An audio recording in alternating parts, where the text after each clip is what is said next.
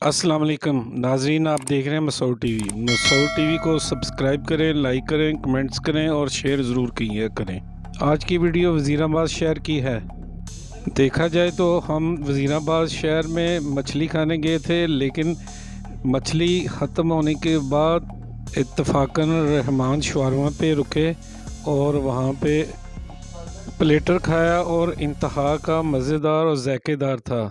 आपका भी अगर वज़ीराबाद शहर में मेन बाज़ार में आना हो तो यहाँ पे ज़रूर रुकें, रहमान शवारमा पे।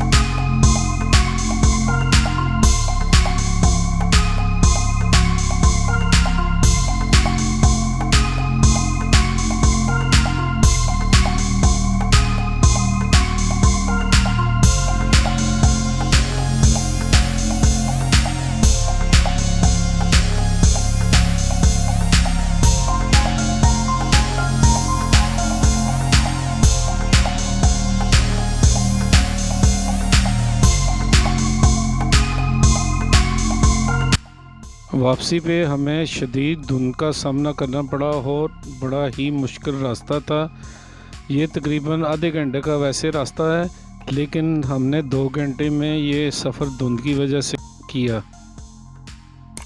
इंशाल्लाह फिर मिलेंगे नई वीडियो के साथ, और तब तक के लिए हमें